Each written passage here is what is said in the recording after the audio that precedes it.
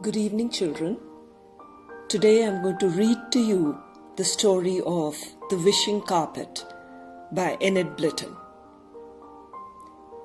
Once upon a time, there were two children who owned a wishing carpet. A little old woman had given it to them in exchange for a basket of flowers. They had met her on Breezy Hill, and she had begged them to give her their basketful. "Here you are, my dears," she said, when they handed her their flowers. "Here is something in exchange for your flowers. It is a magic carpet. Take great care of it." They took it home and unrolled it. It was bright blue and yellow, with a magic word written in green around the border. Peter and Sally looked at the carpet in wonder. "Gosh," said Peter, "suppose it really is magic? Sally, shall we sit on it and wish ourselves somewhere else and see what happens?" "Yes," said Sally. So they sat themselves down and Peter wished. "Take us to London," he said. The carpet didn't move. Peter spoke again. "I said, take us to London," he said, more loudly. Still, the carpet didn't move. No matter what the two children did or said, it just lay still on the floor and behaved like an ordinary carpet. "It isn't a wishing carpet after all," said Sally, disappointed.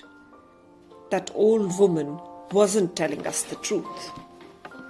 "What a shame," said Peter. So they rolled the carpet up and put it right at the back of the toy cupboard.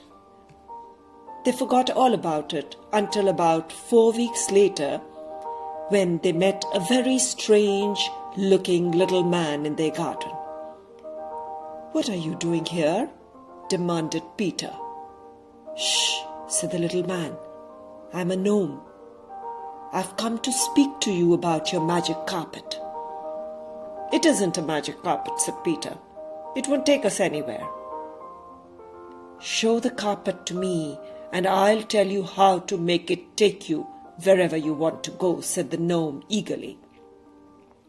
"Come on then," said Peter, and led the way indoors. But on the way, Sally pulled at his sleeve. "I don't like that little gnome at all," she said. "I'm sure he's a bad gnome, Peter. I don't think we should show him the carpet. He might want to steal it." "Don't worry," said Peter. "I shall have a tight hold of it all the time." He pulled the carpet out of the toy cupboard, laid it on the floor, and then sat on it. The gnome clapped his hands in joy when he saw it, and sat down too. "Come on, Sally," said Peter. "Come and sit down. This is going to be an adventure. Oh, look, here's Scamp. He wants to come as well." So Sally and Scamp the puppy sat down beside the gnome and besides Peter. "Did you say the magic word?" asked the gnome. "Oh no," said Peter. "I didn't know I had to." "Well, no wonder the carpet wouldn't move then," said the gnome. "Listen." The gnome looked closely at the word around the border and then clapped his hands twice. "Ara Gitti Bora Ba," he said. "Take us to fairyland." The carpet started to tremble and then rose into the air. The children gasped in astonishment and held on tightly as the carpet flew out of the window and headed west. "Oh," said Peter, "what an adventure! Are we really going to fairyland?" "Yes," said the gnome. "Watch out for the towers and pinnacles on its border." Sure enough, before long the children saw shimmering towers and tall pinnacles on the blue horizon. The carpet flew on, and the world below seemed to flow away from them like a river. "Fairyland," cried Sally. "How lovely!" They soon passed over a high wall, and the carpet flew downwards to a big market square. Then something dreadful happened. The carpet had hardly reached the ground when the gnome pushed Peter and Scamp off. But Sally was still on it with the gnome. "Ha, ha!" cried the gnome. "Now I've got Sally. She will be my servant, and I've got the carpet for myself. Foolish boy! Ara gitty bora ba! Take me to my castle, carpet." Before Peter or Scamp could react, the carpet was flying high above the chimney tops. Peter groaned in despair. "Oh dear, oh dear! Whatever shall I do? I should have listened to Sally. Now that gnome will make her his servant, and perhaps I'll never see her again." Scamp put his nose into Peter's hand, and to the boy's surprise, the puppy spoke. "Don't worry, Peter," he said. "We'll get her back again."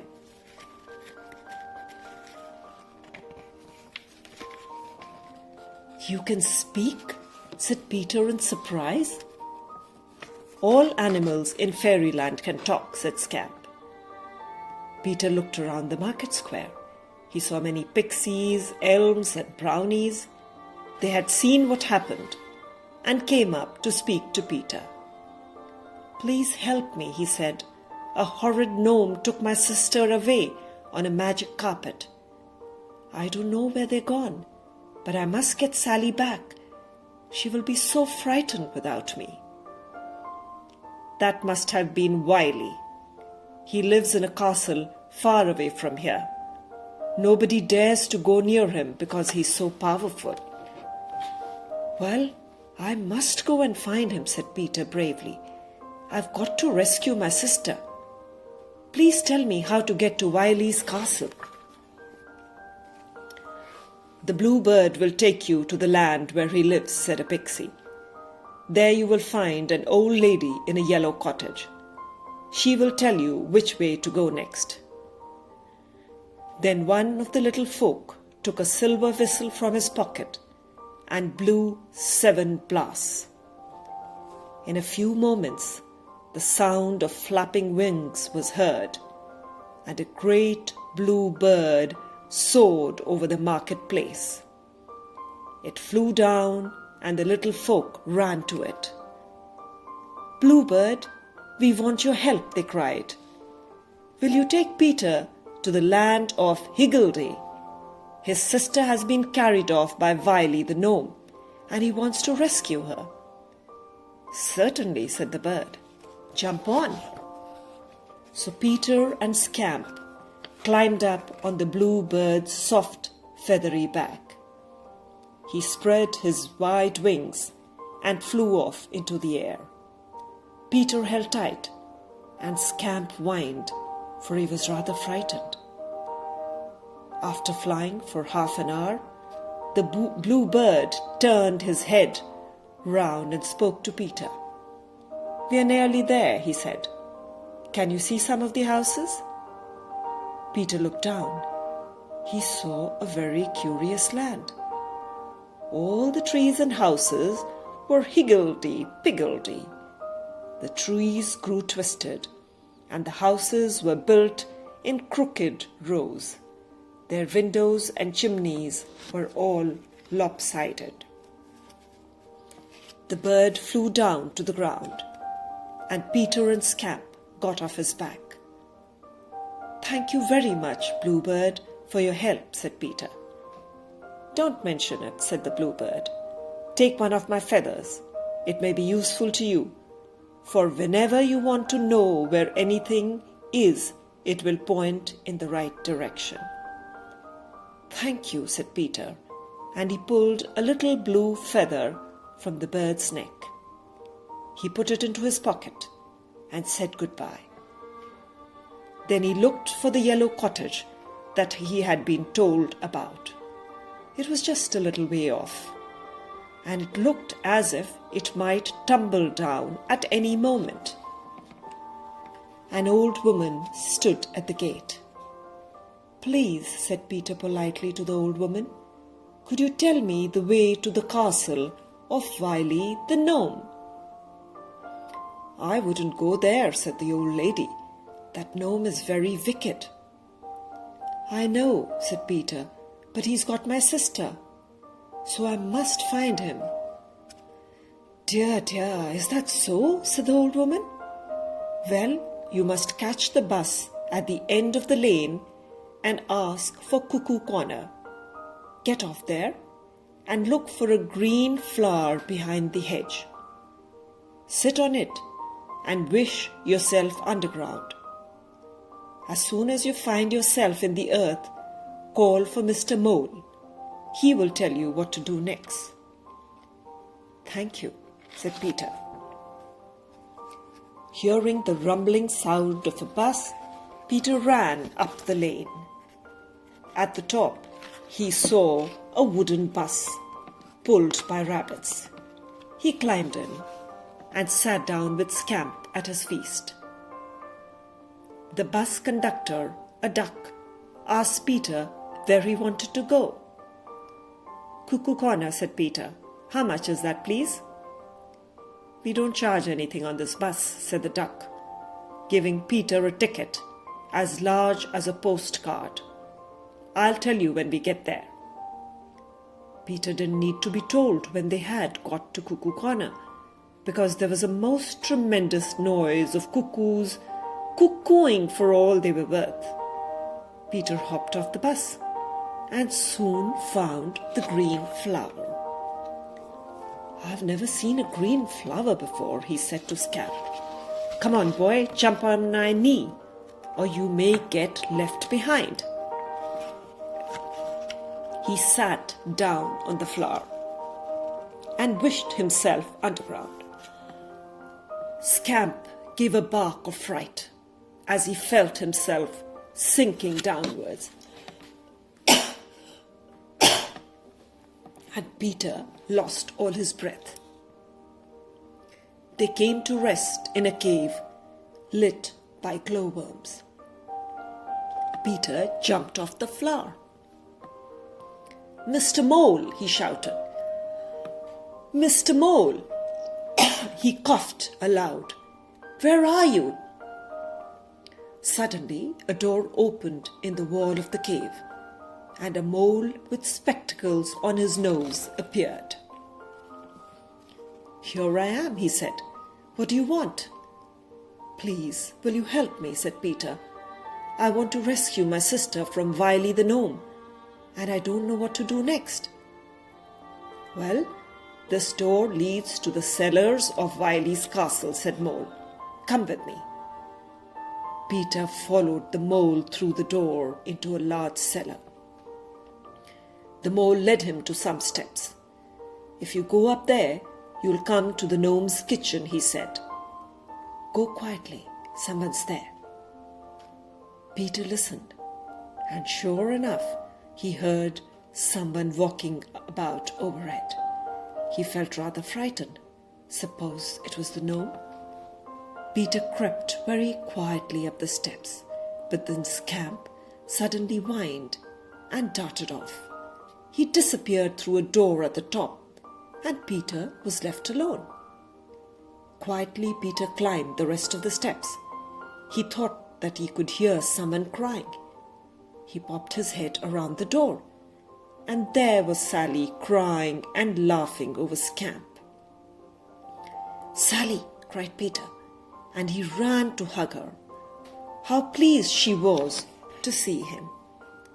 "That horrid gnome brought me to his castle and locked me in the kitchen," said Sally. "He says I'm to scrub the floor and cook his dinner. Oh, Peter, how can we escape from here?" "I'll find a way," said Peter bravely.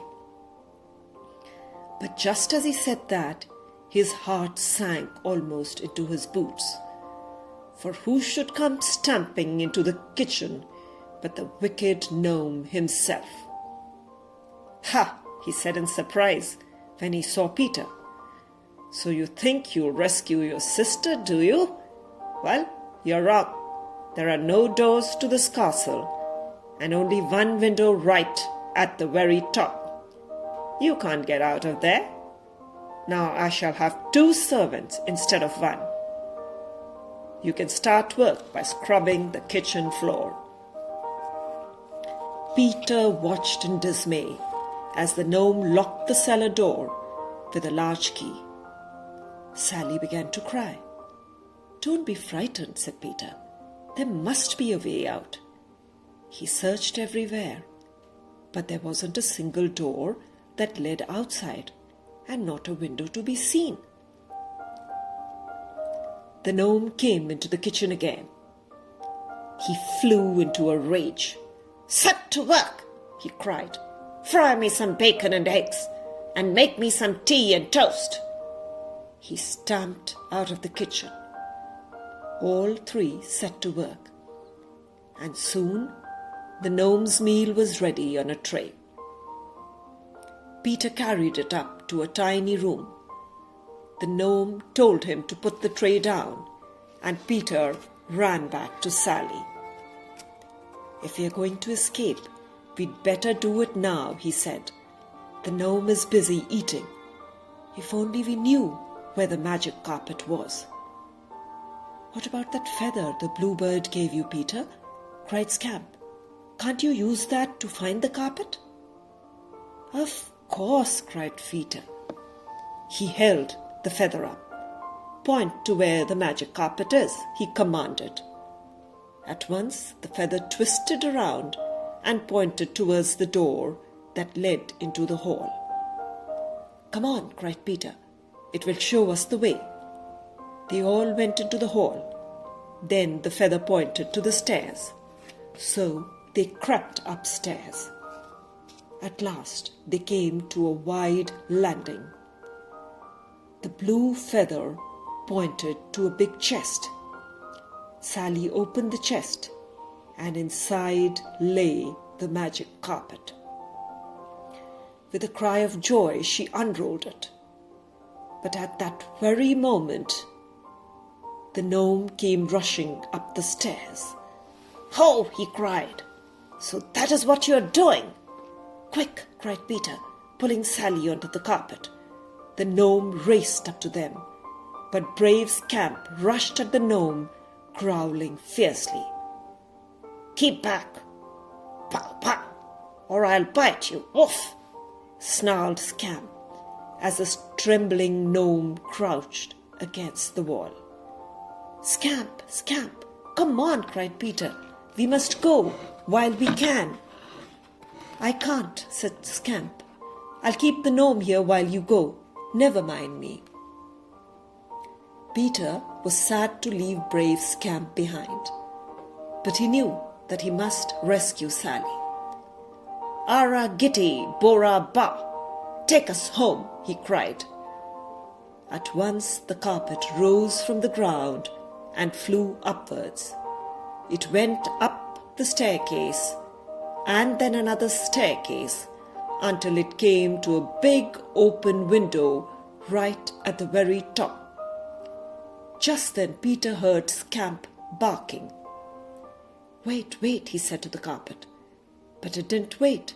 It flew out of the window and began to sail away to the east. Peter was in despair.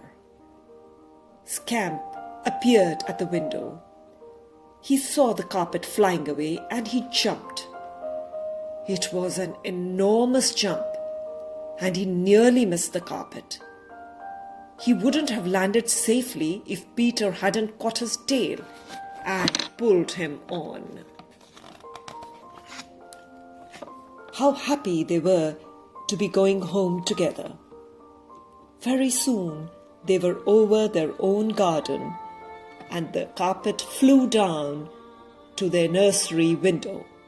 They all jumped off and danced around in delight. Scamp Can you still talk? Asked Sally. Woof, woof, barked Scamp. Never mind, said Peter. We understand your barks. What shall we do with the magic carpet? Let's send it away in the air by itself, said Sally. We shan't want to use it again after all our adventures, I'm sure. All right, said Peter. He spoke to the carpet. Ara gitty bora bah, he said. Rise up and fly around and round the world. At once the carpet rose and flew out of the window. It was soon out of sight, and if you look carefully into the sky on a clear night, sometimes, dear children, just sometimes, you can see the wishing carpet still flying around the world. So that, my dear children, was the story of the wishing carpet. Hope you liked it.